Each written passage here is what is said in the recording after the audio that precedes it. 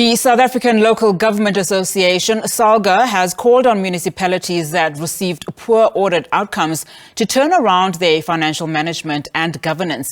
This follows the adverse findings of the Auditor General Tsakane Maluleke in her consolidated general report on the local government audit outcomes for the financial year of 2021-2022. Maluleke found that only 38 municipalities out of 257 achieved clean audits, and municipalities racked up a 4.74 billion rand in fruitless and wasteful expenditure and 25 billion rand in unauthorized expenditure. Now let's discuss this. We are now joined via Zoom by Political Analyst Bongani Mahlangu. Thank you so much for your time. Just under 15% of municipalities received a clean audit for the year 2021-2022. That's worse than the previous year. Does this signal that our municipalities are deteriorating further? Greetings to Nati and the team in studio, and also greeting to the viewers and listeners at home. So basically, that's what it means. And if you look at the reason for this deterioration, as cited in the report by the Auditor General, she cites instability, lack of monitoring and evaluation, the review of controls, and also issues of compliance that have deteriorated. So also then, if we had to maybe dig deeper as to why that has happened to those municipalities, you'd find that there has been instability in local government since 2021 due to the composition of councils. So then this instability then contributes to these issues that contributes to then the decline. However, it is also important to mention that the 38 municipalities that were able to achieve an unqualified audit without findings, the so-called clean audit, does not also necessarily mean that those municipalities are providing basic services as they are mandated by the Constitution and other acts. But it just means that they have proper controls, they have proper planning, and they're able to account. Now SALGA is obviously calling for municipalities that receive these poor audit outcomes to turn around their financial management and governance. We know, of course, that one of the major problems that municipalities do, experience is lack of skill, as well as lack of good governance, as you've also indicated, and lack of resources. To what extent then does government assist where they can see gaping, holes within some governance structures within municipalities? Thanks. So basically, your support and oversight structures such as your treasury, your COCTA, even SALGA, they have a role to play in ensuring that they identify problems as soon as possible and make necessary interventions accordingly.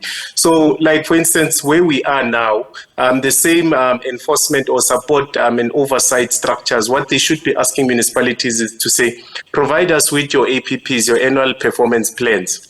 Those that do not have APPs must give reason as to why they don't have APPs. Those that do submit APPs, the structures must be able to analyze these APPs in terms of feasibility, in terms of ensuring that there is adequate budget in place to ensure that the items in the APPs are achieved within the financial year.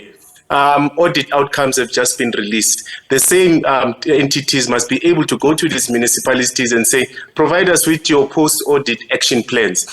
If they do not have post-audit action plans, these entities should be able to assist them to develop them. But those that do have, they should ensure that there is proper monitoring and evaluation, and also there is compliance to ensure that whatever the Auditor General would have found is remedied within the reasonable amount of time or the time cited by the Auditor General. So that needs to be done. Equal to that is that we should also look into our councillors as well. How do we empower these individuals? Because usually what happens is that you become a councillor due to your ability to sing in your ward, in your community. And then now your ability to sing and not necessarily to read, to write, to reason, to analyze and do all those things gets you into council. And then you are presented with IDPs, SDPIPs, reports on this, reports on that. This individual cannot cope. This individual individual does not know what is happening. This individual must hold Section 57 managers accountable. This individual must hold the executive accountable. This individual sits on MPAC, the Section 57 committee, according to the Structures Act. They must ensure that they chase after corruption. This individual also does not have the skills to perform those functions. Also then, when it comes to skills, capacity, governance, accountability, and consequence, it's easy to say that is a cause, and it is a cause. However, how does a manager get appointed in these municipalities? They get appointed through lobbying. So this manager, the Section 57 or senior managers do not necessarily get appointed by these councils on their abilities, but they get appointed there because they were able to lobby the dominant party, political party, or parties, because now we have coalitions. And then that person was put there in order to do those people or that person's bidding. So that person is now doing the bidding, and they forget that their actual role is to serve communities. So sometimes these people do have the skills, but they use their skills in order to tamper with procurement processes, in order to favor the people that they would have lobbied for them to get this position. And it doesn't help that the law has been amended and the senior managers, except the municipal manager, will now be permanent. Because if a person has lobbied and is problematic, and now that person is permanent and there are no consequences, there's no accountability, poor governance, that person is going to be there longer than the usual 5 years that they used to be under before the amendment of legislation. Meaning these people are going to be more problematic in the longer run than they were in the short run, which was the 5 years. So also SALGA should be able to say as well, what are they going to do with regards to empowering these municipalities so they're able to attract and retain and reproduce skills. But I believe the most important thing here, because I have little faith in these structures, the most important thing is that you need an active citizenry. And if you look into the Auditor General accountability ecosystem, where she gave that graph or presentation as to how the accountability ecosystem must look like, and you find that at the bottom of the graph, or at the bottom of the picture that she presented to the committee in Parliament, is active citizenry. And that is actually the most important thing, because the systems and structures of government have produced this problem. So much power is given to politicians and little power to citizens that put politicians in these positions. So a lot of power must be given to citizens. That's how we must develop the systems, and that we must also inform and educate our citizens with regards to all these audit outcomes and all these things, so they are also able to be more active in their municipalities, that they even attend council sittings, that they even attend impact sittings that should be public, and they are able to see these councillors as they perform the duties that they've been elected to perform.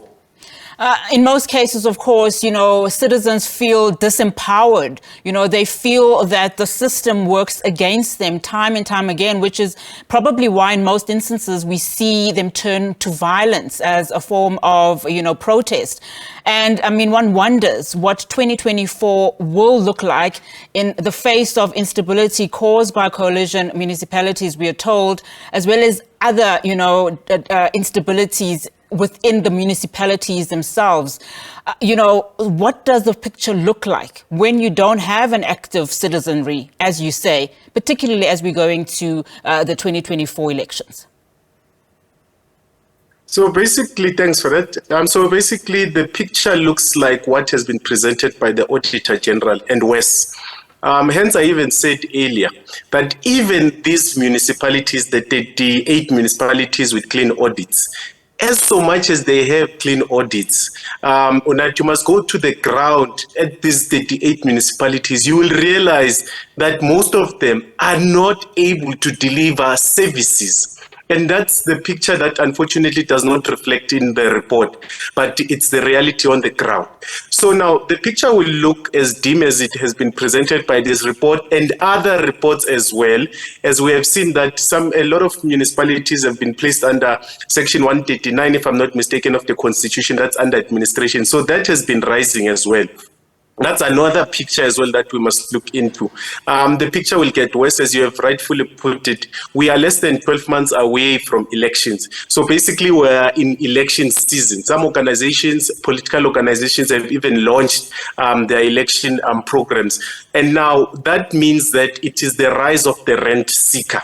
Now, rent seekers, and that's the community in this case and context, they're going to rise up and they will want to demonstrate their frustrations and try to solicitate favor from those that they have put in power in order to get certain things done in their communities. So that then will lead to a lot of instability. And also we cannot then look at that in isolation of the pressing economic environment that we are in, the inability to sustainably provide electricity, water, and so forth. So it's not just a problem of local government that will bring rise to violence or instability within our communities due to protests, but also the general government that's Unfortunately, we've lost Bongani Mahlangu there, political analyst, just giving us a scene in terms of the state of municipalities in our country in light of the Auditor General's recent report.